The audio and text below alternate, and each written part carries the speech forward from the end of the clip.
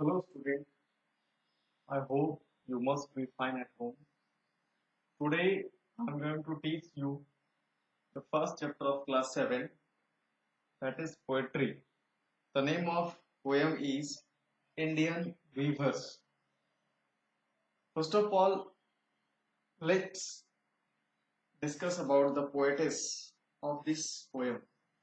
सबसे पहले इस पोएम में जो कवित्री है इंडियन पोएटेस है सरोजनी नायडू। इनके बारे में मैं बात करूंगा पहले। Her full name is Sarojini Naidu Chattopadhyay. She was born on 13th February 1879 and she died on 2nd March 1949. She was the first governor of UP and also she was the first woman governor of Uttar Pradesh. She was called the Nightingale of India. Nightingales एक word है जिसका मतलब होता है बुलबुल। आप देख पा रहे होंगे सामने फिगर में आपको बुलबुल का फिगर दिखाई दे रहा है। इनको भारत की बुलबुल के नाम से जाना जाता है। She was also president of Indian national Congress. उस समय ये बहुत प्रभावी पार्टी थी और उस पार्टी की प्रेसिडेंट रह चुकी है। अब मैं आपको पोएम के बारे में बताऊंगा।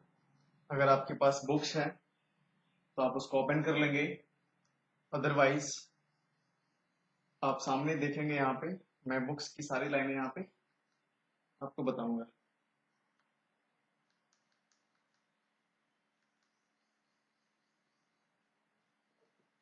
फर्स्ट स्टैंजा है, इस पोएम में 3 स्टैंजा है। सबसे पहला स्टैंजा है, मैं पोएम पढ़ूंगा अभी फिर उसको मैं बताऊंगा। वीवर्स, इस पोएम का नाम है इंडियन वीवर्स। मतलब हुआ भारतीय बुनकर। बुनकर हम उनको कहते हैं जो कपड़े बुनते हैं, या फिर उनको एक अगर शाब्दिक अर्थ निकाला जाए तो जुलाहे होता है ना।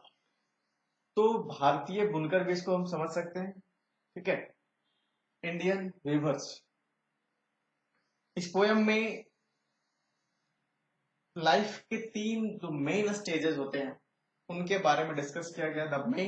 The 3 main stages of life, that is the first stage is birth and the second is marriage and the third is death.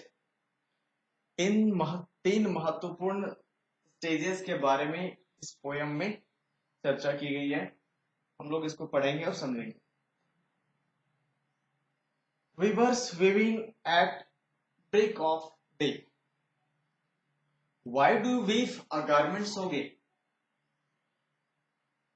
Sarojini Naidu कहती है वीवर्स उनको एड्रेस करती है, बताती है कि बुनकर weaving at the break of day. Break of day का मतलब होता है, नीचे लिखा हुआ है, दिन के शुरुआत में, जो सुबह का समय होता है, दिन का जो शुरुआत होता है, उस समय को हम लोग बोलते हैं break of day.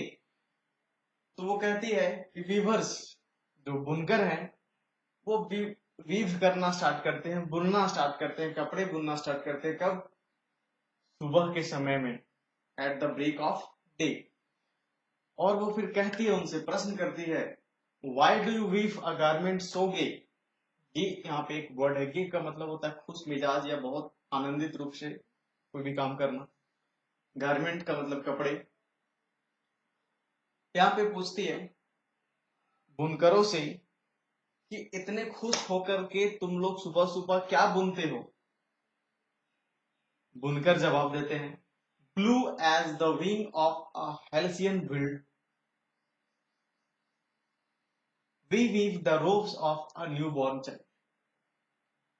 Halcyon bird, यहाँ पे एक वर्ड आया है, एक बर्ड का नाम है। आपने किंग फिशर बर्ड का नाम सुना होगा। इसको अगर हिंदी में हम समझेंगे तो इसको खुशगवार कहा जाता है ना। रोब्स का मतलब कपड़े, पोशाक। तो कहते हैं बुनकर कि blue as the wing of halcyon bird. Blue और कैसा ब्लू, जिस तरह से किंग फिशर का जो कलर होता है उस पक्षी का, उस तरह का blue. We weave the robes of a new born child, हम लोग उस कलर के जो नए बच्चे हैं, न्यू बॉर्न चाइल्ड जो है, नवजात शिशु जो है, उसके लिए हम लोग पोशाक बुनते हैं। ये फर्स्ट स्टैंडर्ड में हमारे फर्स्ट स्टेज ऑफ लाइफ जो होता है, बर्थ, जीवन का पहला स्टेज जो होता है, जन्म, उसके बारे में यहाँ पे बताया गया है। सेकंड हम लोग देखते हैं,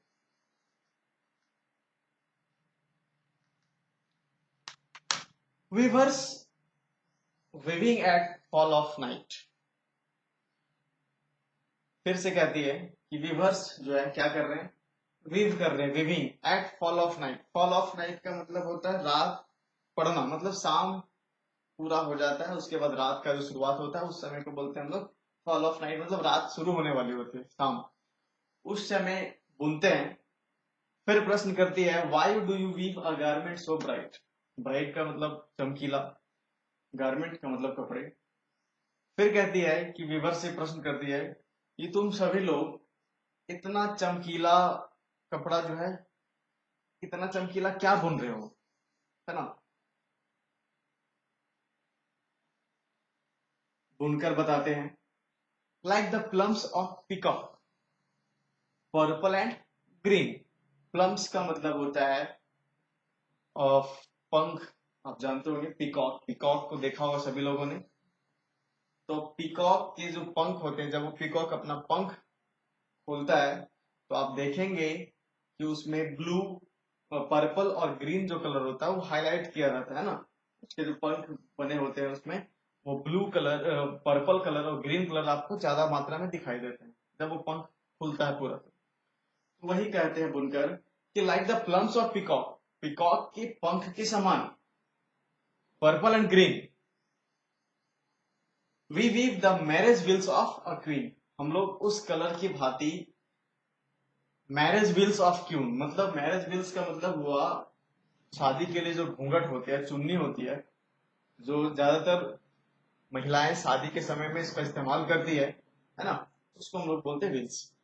तो वो कहते हैं वो कि मैरिज विल्स, शादी के लिए जो चुन्नी होती है उसको हम लोग बुनते हैं, और किस कलर का बुनते हैं, purple and green, like the plumes of peacock. इस स्टैंजा में हमारे सेकंड स्टेज ऑफ लाइफ जो होता है, मैरिज, इसके बारे में बताया गया है। थर्ड स्टैंजा में हम लोग चलते हैं,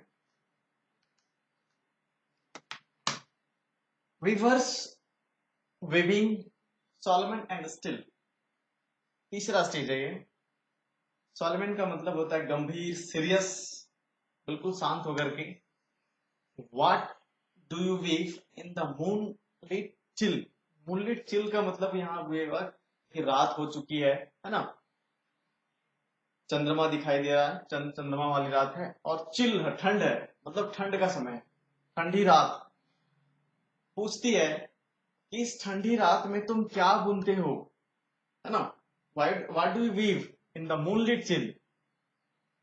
बुनकर लोग जवाब देते हैं, white as a feather and white as a feather and white as a cloud.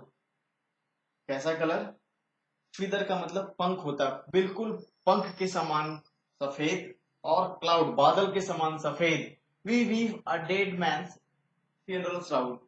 हम लोग एक मरे हुए व्यक्ति का श्राउड, श्राउड का मतलब कफन होता है, और फ्यूनरल का मतलब होता है अंतिम संस्कार। जब कोई व्यक्ति मर जाता है तो उसको अंतिम संस्कार किया जाता है उसका, तो वो वर्ड फ्यूनरल कहलाता है ना। तो वो कहते हैं बुनकर कि we weave a dead man's funeral shroud. हम लोग इस ठंडी रात में सफेद, वाइट, बिल्कुल वाइट, पंख के समान सफेद, क्लाउड के समान बिल्कुल सफेद, हम लोग मरे हुए व्यक्ति का अंतिम संस्कार के लिए कफन बुनते हैं। इसमें हम बात कर रहे हैं आपके थर्ड स्टेज, तो जीवन का तीसरा स्टेज होता है और अंतिम वो होता है डेथ, है ना। तो इस स्टेज के बारे में बताया गया यहाँ पे। जनरली हम समझ सकते हैं कि हमारे किसी भी व्यक्ति के जीवन में तीन महत्वपूर्ण स्टेज आता है, तीन ऐसे मौके आते हैं जो बिल्कुल इंपॉर्टेंट होते हैं किसी भी व्यक्ति के लिए। पहला एक उसका बर्थ होता है, दूसरा उसकी जब शादी होती है मैरिज, तीसरा जब उसका डेथ होता है। ये 3 ऐसे मौके होते हैं जिस समय पे किसी भी व्यक्ति के लिए एक बड़ा इंपॉर्टेंट डे कहलाता है, और उस दिन पूरा का पूरा जो फोकस होता है उस व्यक्ति के, मान लीजिए कि किसी की शादी हो रही है तो पूरे शादी जो समारोह हो रही है उसमें मेन किसका रोल है, जो जिसकी शादी हो रही है उसी पे पूरा फंक्शन सजाया गया है ना। किसी का बर्थ हुआ तो कोई भी लोग वहां जा रहे हैं, इसलिए जा रहे हैं क्योंकि उसका बर्थ हुआ है, तो उस बर्थ वाले बच्चे के लिए लोग संगठित हो रहे हैं, जमा हो रहे हैं, और उसका एक महत्वपूर्ण दिन कहलाता है। तीनों स्टेजेस में खास क्या होती है कि जो तीसरा स्टेज और पहला स्टेज होता है, पहला स्टेज आपका क्या होता है, जन्म, तीसरा होता है आपका डेथ, मृत्यु।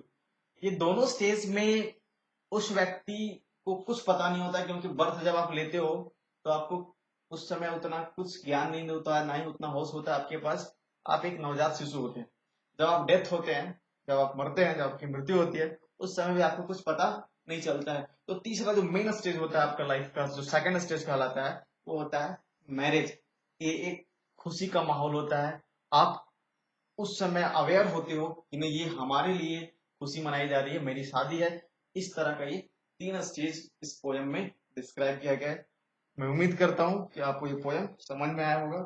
इसमें बहुत सारी एक्सरसाइजेज हैं, चैप्टर्स हैं, आप इसको बनाएंगे, मैं समझाता हूँ। इसमें जो फर्स्ट आपका मल्टीपल चॉइस क्वेश्चन है, अगर आपके पास बुक्स है तो आप फॉलो करेंगे। वीवर्स वीव, वीवर्स वीव क्या करते हैं, कहाँ कब बुनते हैं, in evening, in night, at break of day, और नॉन ऑफ दिस। तो आसानी से आप 3 नंबर ऑप्शन देख सकते हैं, एट ब्रेक ऑफ डे, दिन के शुरुआत में। आप इसमें जो वर्ड मीनिंग दिख रहा है आपको तीनों स्टैंजा में, आप उसको लिख लेंगे और उसको याद करेंगे। इसके बाद सेकंड है आपका, the marriage veils of a queen is like. Marriage veils जो होता है, शादी की जो चुन्नी होती है किसी भी महिला के लिए, किसी भी लड़की के लिए, वो कैसा होती है, plumes of peacock, plumes of sparrow, plumes of pigeon, plumes of crow. तो मैंने चर्चा किया था सेकंड स्टैंजा में कि the marriage veils of a queen is like the plumes of peacock. तो यहाँ पे आप पिकॉक को टिक आउट करेंगे। इसके बाद इसमें 4 क्वेश्चंस आते हैं आपको, ये चारों क्वेश्चंस का आंसर मैं लिख करके आपको आपके व्हाट्सएप पे डाल दूंगा, आप उसको लिख करके याद करेंगे और मुझे फिर बताएंगे कि sir I have completed my work, और फिर इसको लर्न भी करेंगे। पहला क्वेश्चन है, what are the 3 main stages in the life of man. Very simple question, मैंने अभी आपको चर्चा किया कि 3 जो महत्वपूर्ण स्टेज है किसी भी व्यक्ति के लाइफ में वो क्या है। तो the 3 main stages in the life of man are birth, marriage and death. What is the colour of the robes of a new born child. जो नया बच्चा होता है उसके रॉब्स, उसके जो कपड़े, उसका कलर क्या होता है, ये भी मैंने भी चर्चा किया। थर्ड क्वेश्चन है, when do the weavers weave a garment of a new born child.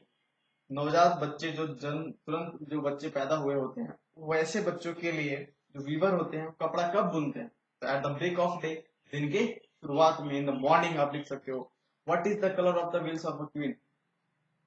Wheels of a queen, जो किसी भी लड़की की जो चुन्नी होती है उसका कलर क्या होता है, क्या होता है उसका colour, like the plumes of peacock, purple and green, purple और ग्रीन, पिकॉक के पंख की भांति।